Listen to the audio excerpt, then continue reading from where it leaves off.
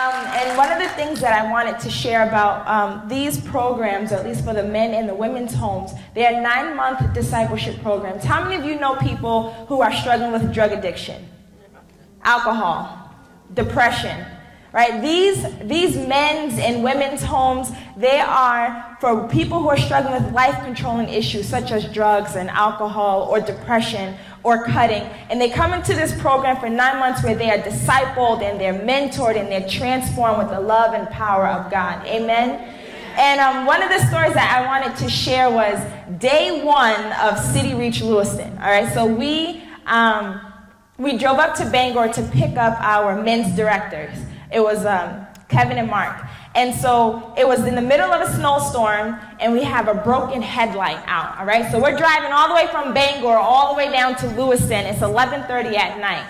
So we're driving, and all of a sudden, we get pulled over by the cops, all right? So mind you, we have 2 ex-criminals in the back seat of our car who at one point in their life were running from the law. One of our men's leaders ran from the law for 8 years, okay? So we're like, oh gosh, oh gosh, oh gosh. So he pulls us over. We got a trunk full of bags, and it's 11:30 at night, and the cop goes, peeks his head in, so where are you guys going?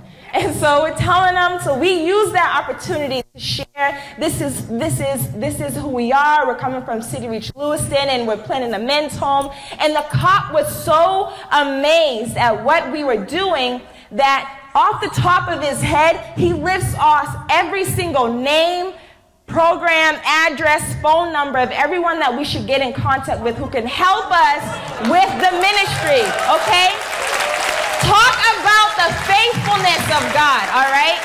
Then another cop pulls up, and in my head, oh my gosh, it's a party. So we like break up, so we hand him like, hello, so you're a cop, you encounter people. So we give him some of our business cards. The second cop pulls up, gives the other cop the business card, shares with him what he just heard. Then the cop drives away, and he comes back to our window. He goes, my partner wants to know, do you guys understand the undertaking, like the big thing that you guys are about to do? And we said, yes, because we serve a big God, amen? And so the story gets better, right? So then the very next day, 7 a.m., we get a call from the Lewiston Police Department. We heard about your program. How can we be a part of it, all right? The next day, we get a call from the Portland Correctional Facility. Hey, we heard about your program. How can we be a part of it? I'm not done yet, ladies. The next day, all right? The next day, we get a call from St. Mary's Hospital. We heard about your program. How can we be a part of it? Can we clap for the faithfulness of God? How is it that a broken headlight led to being pulled over by the cops, led to then being connected to all these different, as God used it as a gateway into the community. Amen, right? St. Mary's Hospital has called my husband and the men's home director every single day for them to come into the detox unit. In the middle of the hallway where there's doctors and nurses, these guys are laying hands on these guys, on these patients. They're praying over them, and no one says anything. And St. Mary's has sent 4 guys to our home. And one of them, his name is Chris. And I will end here.